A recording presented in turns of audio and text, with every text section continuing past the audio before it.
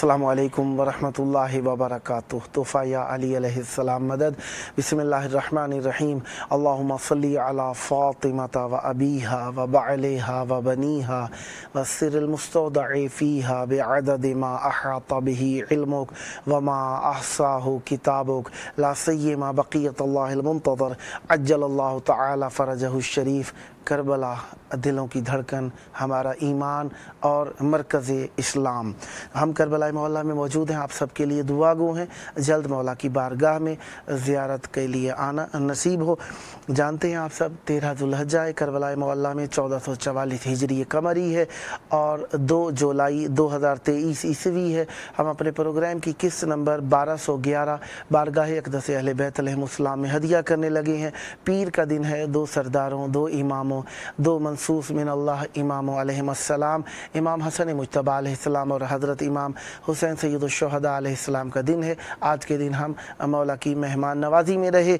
अल्लाह का शुक्र अदा करते हैं कि एक और दिन हमें ज़िक्र अहले बैत अलैहिमुस्सलाम के लिए नसीब हुआ। आज हमारे साथ मौला का ज़िक्र करने के लिए मौजूद हैं हुज्जतुल इस्लाम जनाब मौलाना आबिस हसन ख़ान साहब नजफ़ अशरफ से। अस्सलामु अलैकुम। वालेकुम अस्सलाम वरहमतुल्लाहि वबरकातुह। करबला मोहल्ला में मौला की बारगाह के अंदर यकीनन अपने गुज़श्तगान का ज़िक्र और वो फ़रीज़ा जो कि उलमा ने अंजाम दिया, उसकी मुनासबत से आज हम यहाँ पर मौजूद हैं। मैं आपकी हुज़ूरी का बहुत बहुत शुक्रगुज़ार हूँ और चाहूँगा कि आज का मौजू जिसे सूरतुल इशरीन और आयतुल्लाहिल उज़्मा मरहूम जनाब मिर्ज़ा मोहम्मद तकी शिराज़ी रहमतुल्लाह अलैह से मुताल्लिक़ करार दिया गया, इस मुनासबत में क्या रबत है आपस में सूरतुल इशरीन व आयतुल्लाह मोहम्मद तकी शिराज़ी साहब? औज़ु बिल्लाहि मिनश शैतानिर रजीम। बिस्मिल्लाहिर्रहमानिर्रहीम। क़ाल अल्लाह सुब्हानहु व तआला फ़िल क़ुरआनिल हकीम व हुवा अस्दक़ुस सादिक़ीन व क़ौलुहुल हक़। बिस्मिल्लाहिर्रहमानिर्रहीम। इन्नल्लज़ीना क़ालू रब्बना अल्लाह सुम्मा इस्तक़ामू ततनज़्ज़लु अलैहिम मलाइका ला तख़ाफ़ू व ला तहज़नू।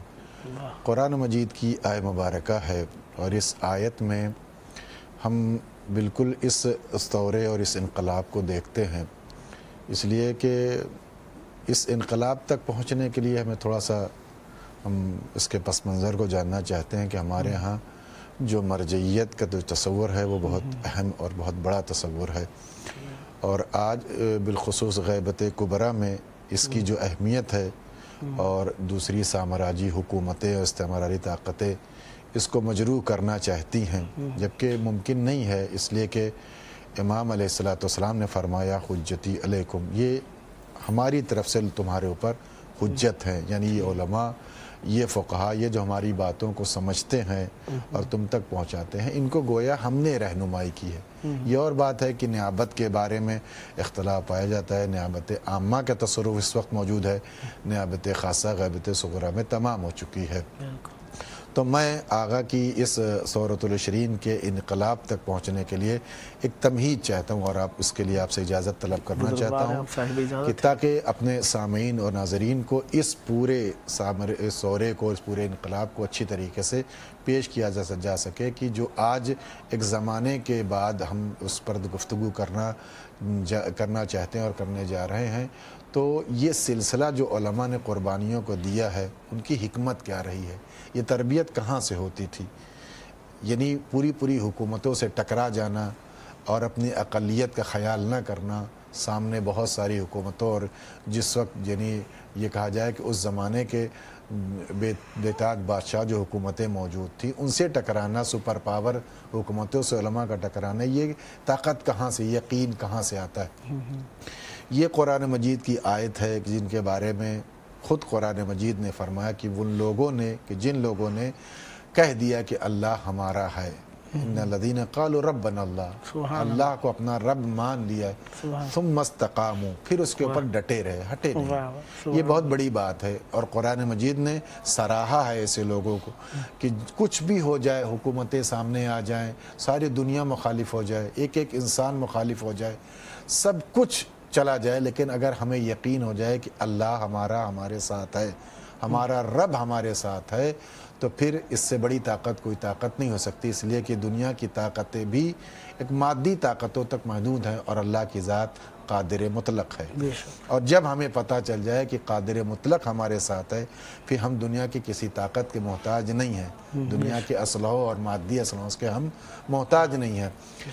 اسی لیے ائمہ ہدیٰ علیہم السلام نے اپنی حدیث میں، اپنے ارشادات میں کسی کو اپنا وارث نہیں بنایا، علماء کو اپنا وارث بنایا، کہ علماء جو ہے ہمارے وارث ہیں، انبیاء کے وارث ہیں علماء۔ اور انبیاء کون ہیں؟ نبی اللہ کی خبر دینے والا اور اللہ کا میسج پہنچانے والا نبی ہوتا ہے، اس کا بھیجا ہوا وصی ہوتا ہے، ان کے جو ورثہ ہیں علماء ہیں۔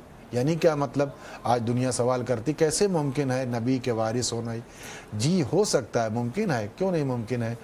یہ جو علماء جو باتیں کرتے ہیں اپنی جیب سے باتیں نہیں کرتے، ائمہ ہدیٰ علیہ السلام کے ارشادات اور ان کے جو ہے کردار کی عکاسی کرتے ہیں، ان کے بیان کا ترجمان ہے یہ، اور وہ ان باتوں کو سمجھتے ہیں۔ جیسے ہم کسی میڈیکل جو ہے شخص کے جاننے والے ماہر کے پاس جاتے، طبیب ڈاکٹر کے پاس جاتے اور اپنے نفسیات، اپنی جو ہے ظاہری بیماری کو اس کے سامنے پیش کرتے، علاج لے کے چلے جاتے ہیں اور مطمئن بھی ہو جاتے ہیں۔ کیوں؟ اس لیے کہ ہمیں یقین ہے کہ یہ آدمی ہم سے زیادہ جانتا ہے، اس شعبے کا ماہر ہے، اس لیے ہم جا رہے ہیں۔ تو جب ہم اپنے ظاہری اور جسمانی مرض کے لیے کسی ماہر کی تلاش میں ہیں تو روحانی مرض کے لیے کسی ماہر کی تلاش ہمیں نہیں ہونی چاہیے۔ بالکل۔ روحانی مرض کے لیے ائمہ ہدیٰ علیہ السلام کو دنیا ہوتا ہے، ہمارا امام پردہ غیب میں امام نے فرمایا کہ یہ ہماری طرف سے تمہارے لیے حجت ہیں، اور ان کو ہم نے تربیت کیا گیا، یا ہماری اقوال نے، ہماری حدیث نے، ہمارے فرمان، ہمارے ارشاد نے ان کو تربیت کی ہے۔ یہ جو کچھ کہتے ہیں فرمان الہی، فرمان معصومین علیہ السلام کے تحت گفتگو کرتے ہیں۔ ایک فکر رائج کی جا رہی ہے کہ مہاراج اعظام یا فقہائے کرام اپنی طرف سے نہیں، اس کو غور کرنے کی بات ہے۔ یہ 40 سال 42 سال کی جو زندگی ان کی صرف ہوتی ہے وہ اس لیے صرف ہوتی ہے کہ کلام معصوم میں تتبع کر سکے اس میں، اسی لیے 14 علوم پر پی ایچ ڈی کی ضرورت ہے، تب جا کر مجتہد جامع شرائط بن پاتا ہے۔ آسان نہیں ہے ایک بند کمرے میں رہنے والا جو ہے فقیہ ایک جملے سے پورے دنیا میں توبالا اور پورے دنیا میں انقلاب برپا کر سکتا ہے۔ ایک سلسلہ رہا ہے علماء کا، میں اس تفصیل میں نہیں جانا چاہتا، اپنے اصل موضوع پر آنا چاہتا ہوں۔ ایک سلسلہ رہا ہے کہ جو ہے اللہ پسند علماء تھے، جنہوں نے اپنے رب کو رب مان لیا تھا اور اہل بیت علیہ السلام کی ولایت پر بیعت کر رکھی تھی، تو وہ اپنی جان کے خواہش مند نہیں تھے، صرف ان کو یہ تھا کہ کلمات پروردگار کی حفاظت ہو جائے، چاہے ہماری جان رہے نہ رہے۔ ایک جملہ معترضہ جی چاہتا ہے درمیان میں کر دو۔ علماء کے فتاویٰ میں اختلاف جب پایا جاتا ہے، سب علماء معصوم کے فرامین کے مطابق حکم صادر فرماتے ہیں اور بات جو کرتے ہیں، یعنی باقی باتیں ہو سکتا ہے وہ اپنی طرف سے ذاتی زندگی کے اندر باتیں کرتے ہوں، لیکن جب وہ دین سے متعلقہ بات کرتے ہیں تو وہ معصوم اور قرآن کے فرمان کے مطابق بیان فرماتے ہیں۔ تو علماء کے فتاویٰ کے درمیان جب اختلاف پایا جاتا ہے تو ایک سادہ لو انسان اسے کس طریقے سے سمجھے گا کہ یہ اختلاف کہاں سے آیا؟ بہت آسان سی بات ہے، بہت اچھی بات آپ نے کہی، بہت عمدہ سوال آپ کا ہے۔ ہم جاتے ہیں ایک ہی مرض پر، آپ 2-3 ڈاکٹروں کے پاس آپ چلے جائیے، الگ الگ قسم کا کیپسول دے گا، اثر ایک ہی ہوتا ہے، کیوں کیپسول بدل گیا ہے۔ طریقہ اس کا جو لیبارٹری میں اس کے تشخیص کا طریقہ الگ ہے، اس کو حاصل کرنے کا اس کا اپنا ایک طریقہ ہے، ادھر اس کو حاصل کرنے کا ایک طریقہ ہے۔ ایک سوال جواب یہ عقلی جواب ہے کہ میڈیکل میں بھی الگ ایک جو ہے، آپ جائیے جو MBBS ڈاکٹر ہے وہ 4-5 کیپسول دیتا ہے، اس سے بڑا جو ڈاکٹر صرف 2 ہی کیپسول میں آپ کو اس مرض کو ٹھیک کر دیتا ہے۔ آخر کیوں ہے ایسا اختلاف؟ اس کا مطلب یہ اختلاف دوا میں نہیں ہے، اختلاف حصول اور اس کی لیبارٹری کے اعتبار سے جو تحقیق کی گئی ہے اس کے نتیجے میں ہے۔ اثر ایک جیسا ہے، فائدہ وہی ہو رہا ہے، مرض کو شفا اسی ایک دوا سے، اس دوا سے بھی ہے اس دوا سے بھی ہے۔ ہمارے یہاں جو معصومین علیہ السلام تک جو روایتیں پہنچی ہیں وہ ایک بہت طولانی سفر طے کیا ہے، حدیثوں کا جو سفر ہے، چونکہ 5ویں امام علیہ السلام کے زمانے میں جو روایتیں لکھی جاتی جس کو اصول 4 میت کہا جاتا تھا، اس میں روایتیں لکھی جاتی تھی، اور اس کے بعد اگر خلینی کے بعد یہ سد باب ہو گیا، اگر جو ہے اصول کافی، اور ہمارے پاس 4 کتابیں جو مولانا فقیہ استفسار اور اصول کافی، یہ ساری جو ہمارا جو مصدر ہے۔ جب تک معصومین سے زمانہ قریب تھا، آسان تھا، ہم روایتیں نقل کر لیتے تھے، انہوں نے فرمایا انہوں نے معصوم سے لیا، 2 آدمی تک بات تمام ہو گئی۔ لیکن جب سلسلہ نقل جو ہے ایک زمانے تک طولانی ہو گیا اور 100 لوگوں سے ایک بات نقل ہو رہی ہے، ہم 100 لوگوں کو نہیں جانتے ہیں، 10 को पहचानते हैं, 90 को नहीं जानते, 90 को जानते हैं, 10 को नहीं जानते। उनकी छानबीन की तो किसी को मिला ये लोग झूठ बोलते थे, नहीं बोलते थे, इनके जो है खानदानी बैकग्राउंड क्या था, इल्म हदीस वजूद में आया, इल्म रिजाल वजूद में आ गया। अब इस ततब्बो के तहत कोई ऐसा मिला किसी के मुतालिक जो है करीना मौजूद है कि ये आदमी मोतबर था, किसी के नज़दीक करीना मोतबर ये आदमी मोतबर नहीं था, तो इसके कराइन में इख्तलाफ होने लगे, मिक्यास भी मुख्तलिफ हो गए, किसी अपना मीज़ान बनाया, किसी ने अपना मीज़ान बनाया। हर वो जो है फ़क़ी जो करीना बनता है इमाम की जो है बात तक पहुँचने का, कि ये अबरस करीना हो सकता है इमाम की बात तक, तक़य्या नहीं है, मौरिद तक़य्या नहीं, चूँकि बीच में जो बनी उमय्या का जो है दौर गुजरा है, एक लंबा चौड़ा जो अल्फ शहर कुरान मजीद में कहा गया है, 1000 महीने, इसमें बहुत सी पाबंदियां आयद की गई हैं। ये समझने की ज़रूरत है कि कितने संगीन माहौल से गुजर कर हमको ये दीन मिला है, और इतने उसके बावजूद भी हम हराम और हलाल को पहचान सकते हैं। यह अल्लाह का मौजज़ा है, अहले बैत अलैहिस्सलाम की कुर्बानी का नतीजा है।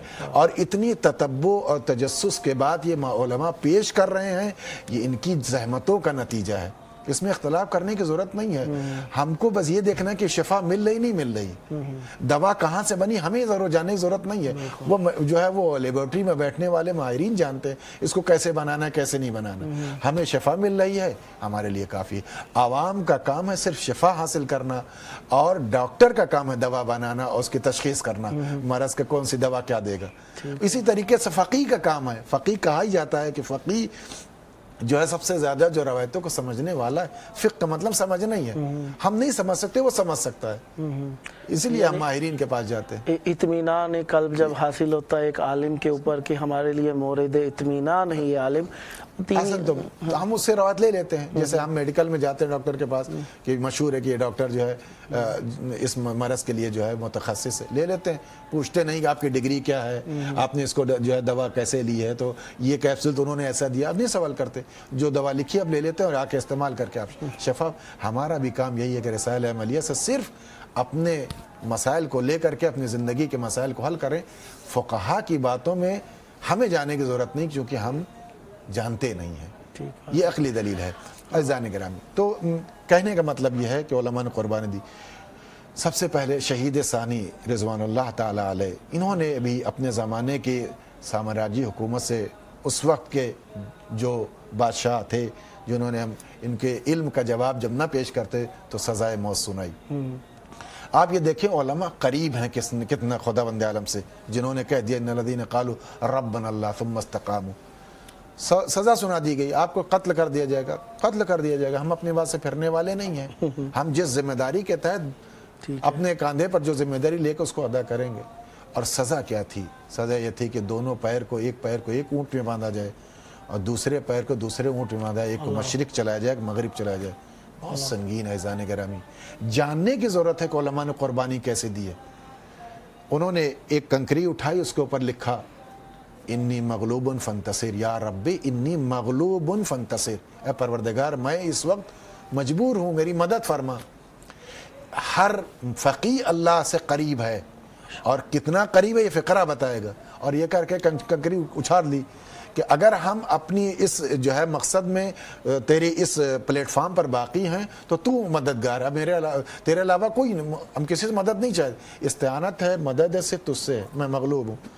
और कंकरी ज़मीन पर गिरी, उसके दूसरे साइड के ऊपर लिखा हुआ था, इन्होंने लिखा या रब्बी इन्नी मगलूबुन फंतसिर, उधर से ले गए इन कुंत अब्दी फस्तबिर, अगर तू मेरा बंदा है तो सब्र कर ले।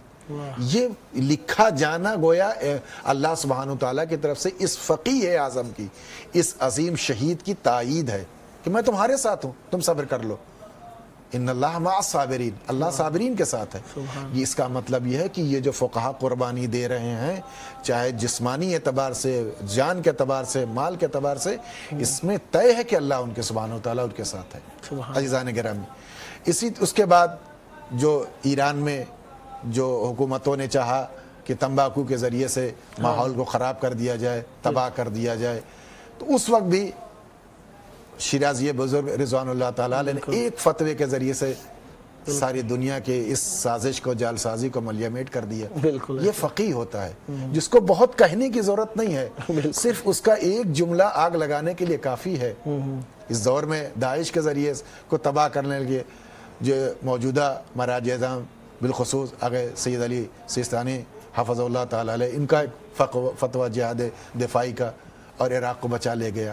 ایسے بہت سی مثالیں ہمارے پاس موجود ہیں کہ جو ائمہ خدا علیہ السلام کے فرامین کے سائے میں ایک نتیجہ اخذ کیا اور اس حکمت کے تحت جو ہے اپنی بات کو رکھا اور میدان کو جیت لیا.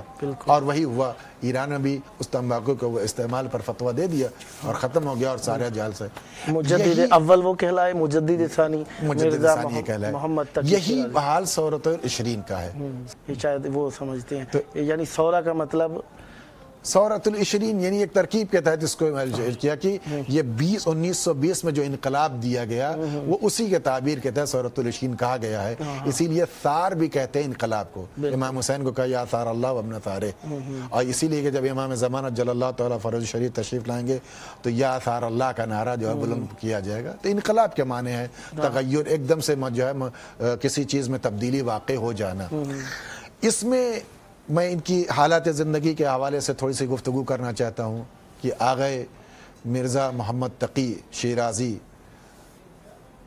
علی اللہ مقامہ ایک بڑی اور بزرگ شخصیت اور نہایت متقی، نہایت پرہیزگار شخصیت کے ان کے آخری عمر کے حصے میں ان کو ان کے گھر والوں نے خادم دیا تھا ان کی خدمت کے لیے. انہوں نے قبول نہیں کیا. بہت کہنے کے بعد جب قبول کیا تو اس بات پر قبول کیا کہ جتنی بات پر یہ ہماری خدمت کرے گا ہر بات پر اس کو اجرت دی جائے گی، اس کی مزدوری ادا کی جائے گی. اس نے کہا کہ میں ان کے ساتھ 6 مہینے تک تھا. اس کے بعد ان کی وفات ہو گئی. 6 مہینے میں انہوں نے مجھ سے کسی کام کے لیے کوئی بات نہیں کہی. تھا تو میں خادم کی حیثیت سے، لیکن کسی خدمت کے لیے مجھ سے انہوں نے ہر کام خود سے کوشش کرتے تھے، انجام دیتے تھے. اس قدر جو ہے ائمہ خدا علیہ السلام کی تربیت سے متاثر شخصیت تھی. اور شاید یہی وجہ تھی کہ جہاں پر ایک سامراجی طاقت موجود ہو اور انگلش حکومت اور وہ لوگ کہ جو اس پورے عراق کے نظام کو درہم برہم کرنا چاہ رہے ہوں اور ایک سازش کے تحت اس عراق کو جو ہے اپنے جو ان کا مقصد تھا کہ ہم اس کو لیں گے اور اپنے اعتبار سے اس میں حکومت کریں گے اور مارکیٹ اور دیگر جو ہے وہ سوق اور دیگر سارے نظام کو ہم مرتب کریں گے. اس پورے مسئلے کو سمجھنا ایک سب سے بڑی بات ہے کہ آپ کسی کے مقصد کو کیسے سمجھ پائیں گے. وہ ہماری گفتگو کر رہا ہے، ہمارے فائدے کی بات کر رہا ہے، لیکن اس کے پس منظر میں وہ کیا سوچ رہا ہے یہ سمجھنا سب کے بس کی بات نہیں ہے.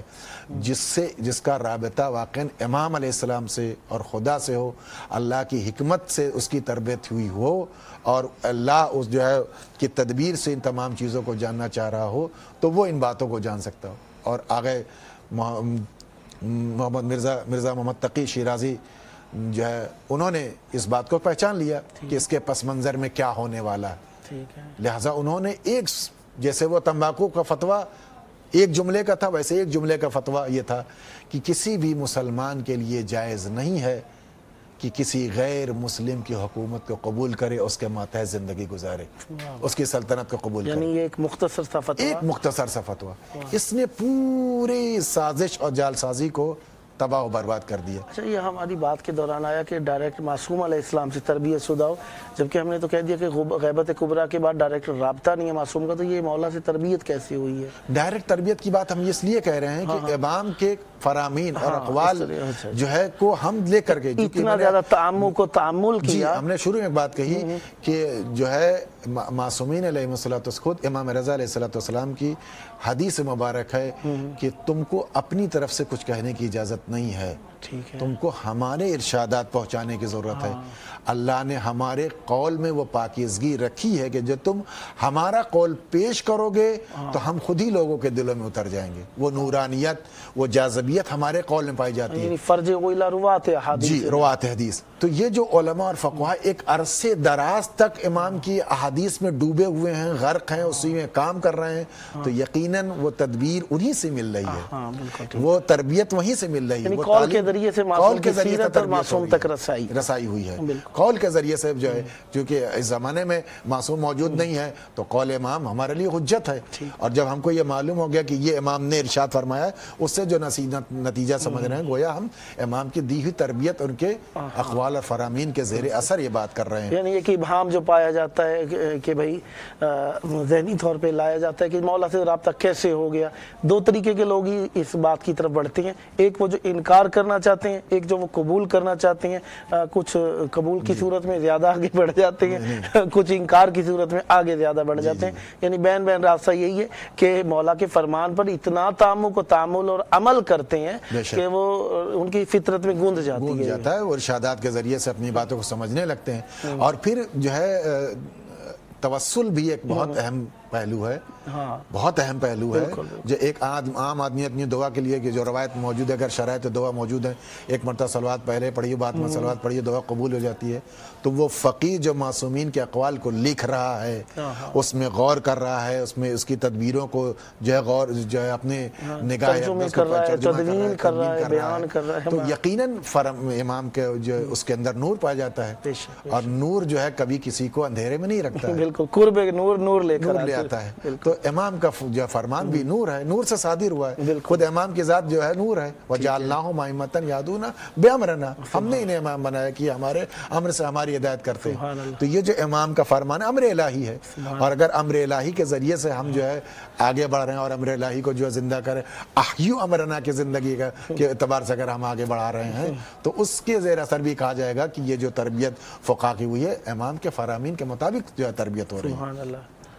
ٹھیک ہے، تو یہ جو انقلاب برپا ہوا، اسی جو ہے وہ آپ کے ارشاد اور آپ کے مقدس فتوے کے ذریعے سے، اور آج اس فتوے کا اثر آپ دنیا میں دیکھ سکتے ہیں کہ اگر اس زمانے میں یہ سورہ، یہ انقلاب برپا نہیں ہوا ہوتا تو یہ پورا عراق غلامی کی زندگی گزار رہا ہوتا، اس کا نقشہ بدلا ہوا ہوتا، یہاں کے اخلاقیات پر جو ہے پامال ہو چکے ہوتے، تربیت کا کوئی پہلو نہیں رہتا۔ آج جو آزادی کے ساتھ ان مقدسات کی ہم حفاظت کر رہے ہیں، زیارتیں کر رہے ہیں، علماء کی تربیت ہو رہی ہے، شیعوں کی تربیت ہو رہی ہے، ایک بہترین زندگی اور بہترین خوبصورت ماحول اور پاکیزہ ماحول کسی حد تک جو بنا ہوا ہے، اسی فتوے کے اثر کے تحت ہے کہ جس کے ذریعے سے ہم کو یہ نصیب ہوا ہے، اور ہم اللہ کی بارگاہ میں دعا ہیں گو ہیں کہ اس سورے کو یاد رکھنا چاہیے، اور ہم سب کو یاد کرنے کی توفیق دے پروردگار عالم، اور اپنے علماء کے ساتھ قدم بقدم نال بلال رہیں، اور ان کے بتائے ہوئے فرامین کے ساتھ اپنی زندگی کو آگے بڑھائیں، کاروان حیات کو۔ اسی میں ہماری عافیت بھی ہے، زندگی میں برکت بھی ہے۔ جس طریقے سے ایک جان کو بچایا تو جیسے کہ گویا پوری انسانیت کو بچایا، تو اسی طریقے سے اس زمانے کے اندر اگر 100 افراد کو بچایا تو اس زمانے کے اعتبار سے تقریباً 1 کروڑ افراد کی جان کو محفوظ کی، نسل کو، یعنی کئی نسلوں کو آپ نے بالکل، یعنی وہ نسلوں کے ایک یعنی سربراہ کو بچا لیا۔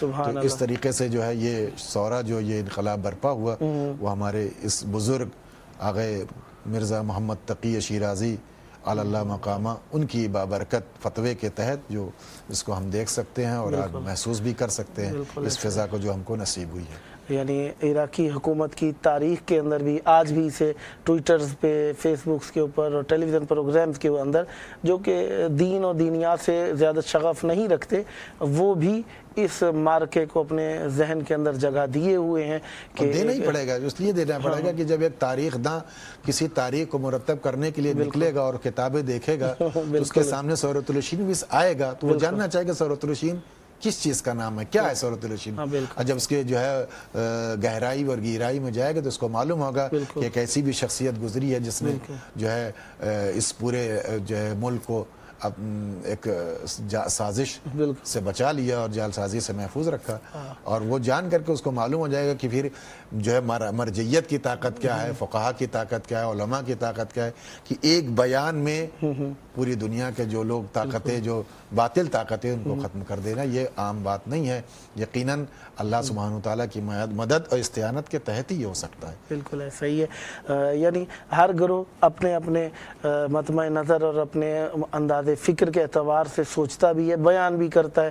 علماء ایک عالم دین کی ریاضت و شرافت و پاکیزگی و تدین اور دینداری اور مطالعے کے اعتبار سے دیکھیں گے، ایک سیاسی سیاست کے اعتبار سے دیکھے گا، ایک تاریخ دان تاریخ کے اعتبار سے دیکھے گا۔ یعنی یہ تینوں نظریات مختلف ہو گئے۔ ان میں مذہبی کا کیا حصہ بنتا ہے؟ ہم کس اعتبار سے منا رہے ہیں اس موضوع کو؟ ہماری دیکھیے اگر دیکھا جائے تو تینوں ذمہ داریاں ہم پر عائد ہوتی ہیں، کیونکہ ہم سیاست سے بھی جدا نہیں ہیں، کیونکہ ہماری حکومت ہے، نظام اس وقت جو ہے وہ تشیع کا یہاں الحمدللہ چل رہا ہے۔ اس حوالے سے بھی اگر ہم دیکھیں یہ جو ہے زائرین کا آنا، ایک اچھی فضا سازگار ہو رہی، ایک اچھا میسج جو ہے فقہ جعفری کے اعتبار سے جا رہا ہے، سیاسی عنوان سے امن ہے، سکون ہے، تو یہ بھی اس سے تاریخ کے اعتبار سے بھی اگر دیکھا جائے کہ جو ہے ایک ملک کی بقا کے لیے مرجعیت نے کیا کارنامے انجام دیے ہیں اور جو ہے اس کو باقی رکھنے کے لیے اپنی کس حد تک مدد پیش کی ہے۔ اور اگر مذہبی اعتبار سے بھی دیکھا جائے تب بھی ہماری ذمہ داری زیادہ بنتی ہے کہ وہ لوگ جنہوں نے اپنی زندگی جو ہے یاد خدا میں اور یاد اہل بیت اور اللہ کے کلمے کی بقا میں گزار دی، اور چونکہ فقیہ کی ذمہ داری صرف مسائل شرعیہ کا حل کر دینا نہیں ہے بلکہ ہر نفس کے حفاظت اس کی ذمہ داری ہوتی ہے، چاہے سوسائٹ سے اس کی حفاظت کی ذمہ داری ہو حرام کا فتویٰ دے کر کے، چاہے دیگر معاملات میں تقیہ کے اعتبار سے بیان دے کر کے لوگوں کی جان بچانا ہو کہ تقیہ کا مورد کہاں پر ہے، کہاں آپ کو تقیہ کرنا ہے، کہاں آپ کو تقیہ نہیں کرنا، ان موارد کی تشخیص بھی فقیہ کی ذمہ داری ہے۔ حرام و حلال کہاں پر آپ حرام میں مبتلا ہو سکتے ہیں، کس اعتبار سے آپ کا سورا ہونا چاہیے، آپ کو جو ہے احتجاج اگر آپ کر رہے ہیں تو احتجاج کی باؤنڈیشن کیا ہونی چاہیے، یہ حدود کہ کسی کو آپ اذیت نہیں ہونی چاہیے، کسی کو بیجا توڑ پھوڑ جو ہے آزار نہیں پہنچانی چاہیے، یہ سب فقیہ کی ذمہ داری ہے۔ اور یہ سارے جو ہے نقطوں کو مد نظر رکھتے ہوئے اس سورے کو برپا کیا گیا ہے، اور اس کو ہم دیکھ بھی پا رہے ہیں، محسوس بھی کر پا رہے ہیں کہ آج جو کچھ بھی بچا ہوا ہے، آج جو اذیتیں نہیں ہیں، اتنی دور دراز سے ساری دنیا کے شیعہ آ رہے ہیں زیارت کر کے سکون کے ساتھ چلے جا رہے ہیں، اسی سورے کی برکت کہیں جا سکتی ہے اور شاید غلط بھی نہیں ہوگا۔ بالکل بجا فرمایا آپ نے۔ پروگرام کا ٹائم اپنی آخری حدود کو چھو رہا ہے، دامن وقت کی گنجائش 1 منٹ کی بچی۔ خداوند متعال آپ کو صحت دے، تندرستی دے۔